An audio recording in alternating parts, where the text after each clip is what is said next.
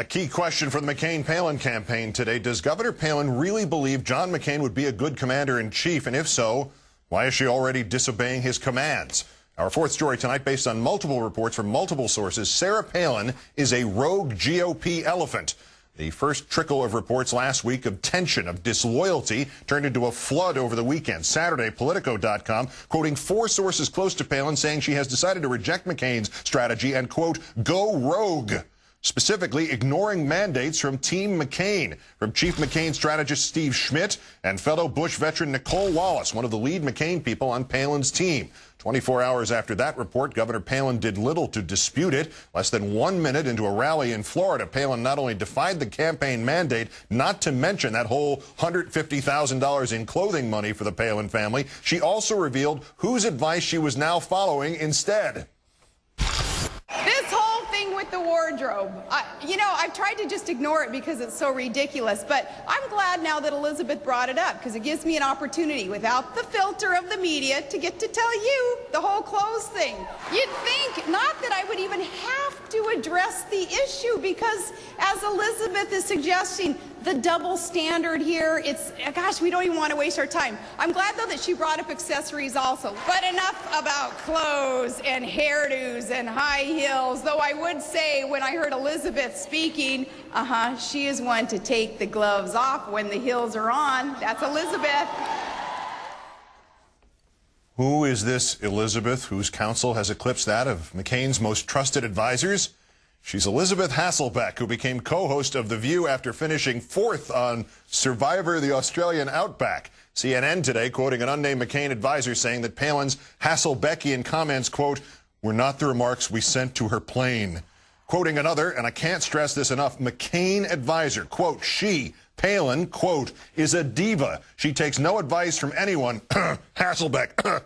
She is playing for her own future and sees herself as the next leader of the party. Remember, divas trust only unto themselves. Let's turn now to Chris Hayes, Washington editor for The Nation magazine and specialist in political divas. Thank you for your time tonight, Chris. Oh, well, thank you, Keith. To whatever extent it's true that the Obama camp is acting as if there's already a win in the bag, is not the message of infighting from the McCain camp that the McCain campaign, particularly Governor Palin, they're acting as if they have already got a loss in the bag? Yeah, absolutely. I mean, what we're seeing is the breakdown of discipline that's really quite staggering, actually. I mean, you always got to be a little careful about stories that are naming on, that come with blind quotes and unnamed sources. But a lot of the reporting that was done over the weekend is done by people I really trust. And at this point, it's pretty clear that there is an all-out civil war between the two principal members of the ticket and their staffs. And already it seems like the main political fight that's happening internally in the campaign is people's political fight to save their jobs and to save their reputations, most importantly, and their livelihoods once this campaign is over. The Politico report included this observation that Palin would like to go even, quote, more rogue. And again, we're saying rogue and not rove, although the two things might be similar. But given the results so far, what else could she do between now and next Tuesday to help the Democrats more than going more rogue right now? Well, I have honestly no idea, although I will say that going more rogue is definitely my favorite phrase thus far of the entire campaign season. I mean, what she did today was actually, I thought, pretty shocking in terms of the rally clip that you played earlier.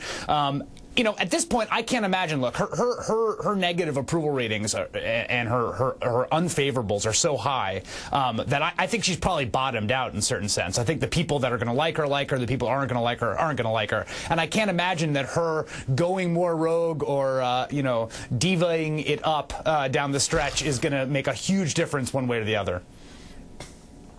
Except for this, I mean, the McCain aides who are then returning fire here, or taking shots off the record, and maybe by the end of the week they'll be on the record at Palin. Are they not essentially, these shots, are they not also boomerangs in that any critique of her reflects still on McCain? Because after all, McCain chose her. It's not like she was already there when he got the nomination.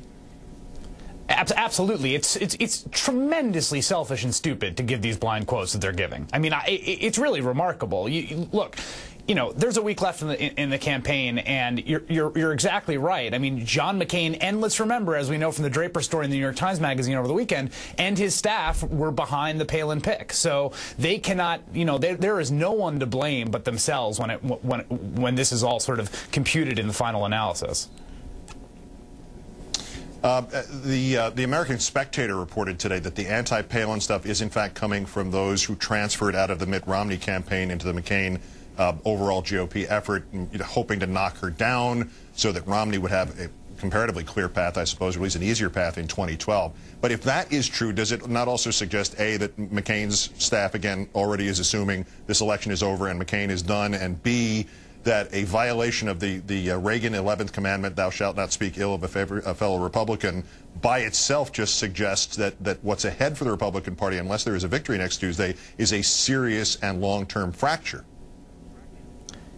I think that's exactly what it represents. I mean, I will admit to some schadenfreude as I watch this spectacle ensue, but the breakdown in discipline from a party that has been, if nothing, ruthlessly disciplined and united often over the last 8 years is really something to see. And it's often the case that an army in retreat loses discipline. And so it's not surprising that this is what we're seeing. What is surprising is that we're seeing it before Election Day even happens.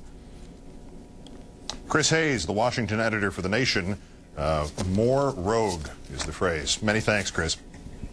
Thank you, Keith.